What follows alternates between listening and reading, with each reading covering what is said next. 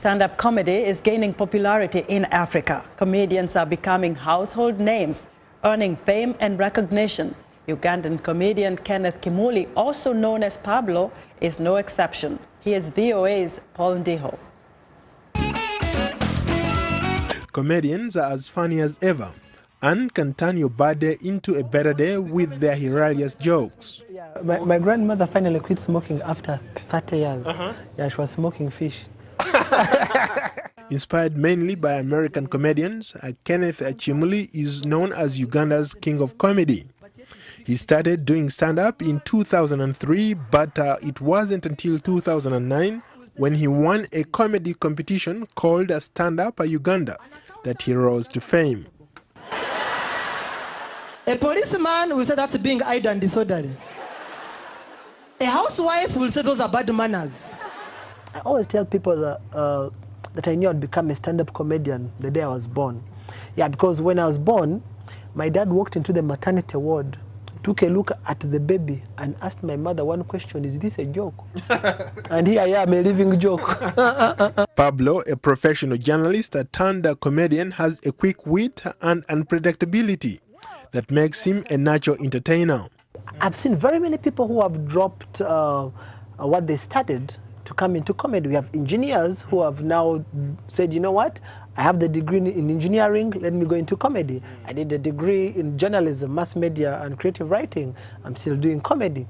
And also the fact that the international community, as I speak right now, we have very many people who have come into Uganda looking for stand-up comedians. And now, as I speak, we also have Ugandans who are writing on the international scene. We have one of the Ugandans who's a writer for Trevor Noah, who happens to be a lawyer. Yeah. So you can see that I always tell my comedian friends that the future for comedy in Uganda, every comedian should buy shades because the future is bright.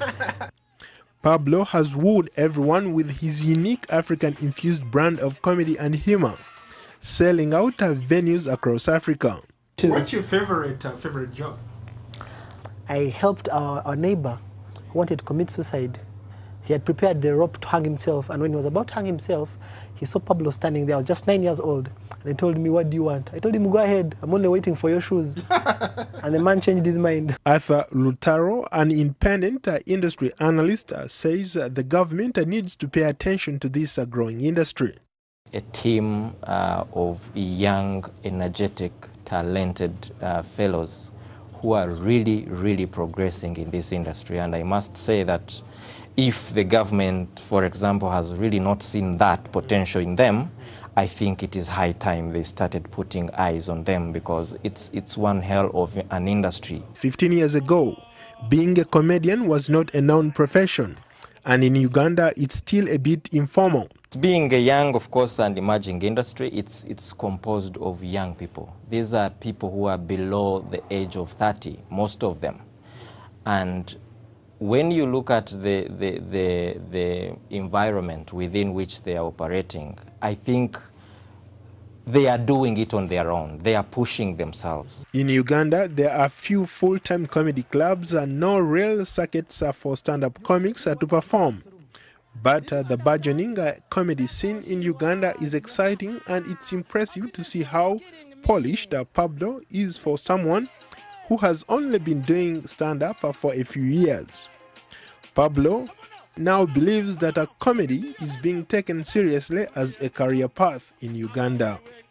Indigo, VOA News. And that's our show for today. Be sure to watch Africa 54 on our website at voaafrica.com. For more news, tune in to VOA's evening radio show, Africa News Tonight, at 1800 UTC, and in the mornings to Daybreak Africa between 0300 and 0600 UTC, Monday through Friday. Thanks for watching, and good night from Washington.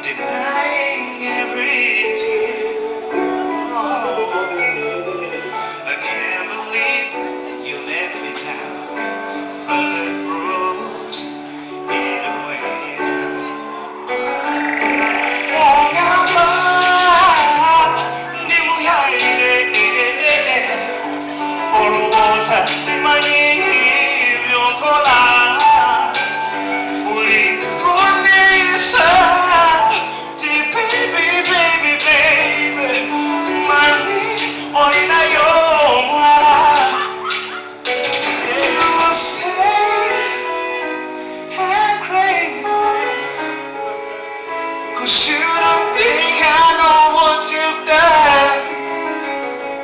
But when you're coming, baby, I know I'm not the only